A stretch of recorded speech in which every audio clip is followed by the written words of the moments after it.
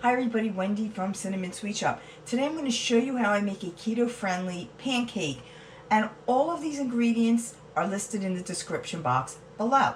What I'm using is almond flour, some coconut flour. Now you all know I'm not nuts about coconut, but there's so little you don't even taste it in there. Some baking powder, baking soda, salt. Now that's the dry ingredients. For the wet ingredients, you're going to need some melted butter, some egg, 3 eggs. Now, my eggs, here's a little trick if you're trying to save a little bit of money or you just don't have eggs on hand.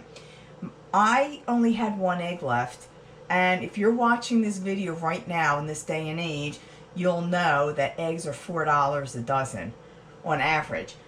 But I did happen to have this on hand. It is egg replacer. This is good for baking. It's mostly people who are vegan will use this, or if you have allergies to eggs. I only had 1 egg left, so I used two eggs replacers. The replacers to equal 2 eggs, and combined it with the 1 egg. Only $4 for this bag. This is Bob's Red Mill. I got this in Big Lots, but they sell it in a lot of places.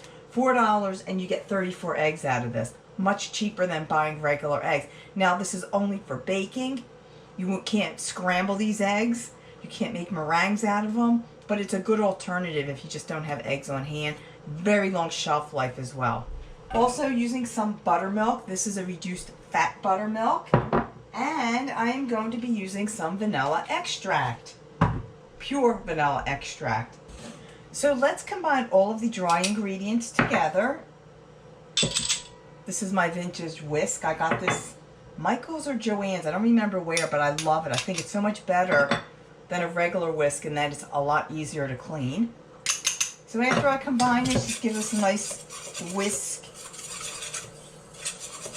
together. Push this off to the side. In another bowl, I am going to combine the melted butter, the eggs, or in my case, partially egg replacement, and the buttermilk.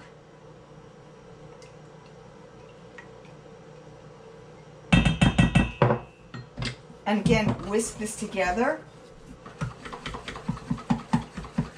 Now I'm going to add in some vanilla extract.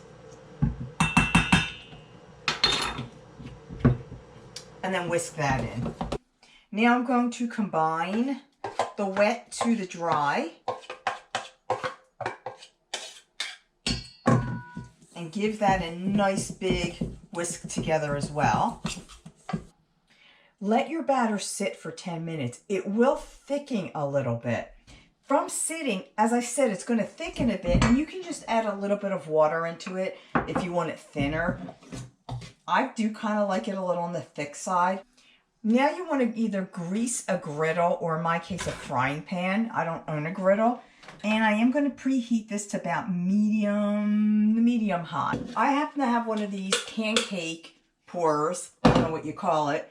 And I am going to pour my dough into here. It's a little bit less messy when you use something like this, but you don't need it. You could still use a tablespoon or a ladle. And get about 3 tablespoons of pancake. It depends on the size you want.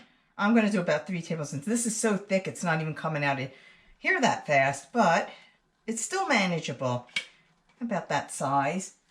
And you're going to let this cook until the tops are nice and bubbly. This should take about 1 to 2 minutes, and you can see how it's getting nice and bubbly on top. I'm going to let this sit for a little longer because it's still a little moist in the center.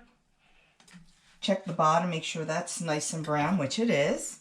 Flip this over and then let it cook for another 1 to 2 minutes until the bottom is nice and brown. I served my pancakes with my sugar-free blueberry jam, where you can find the recipe in the description box below. Please share this video, thumb it up, and subscribe to this channel, and I'll see you all next time.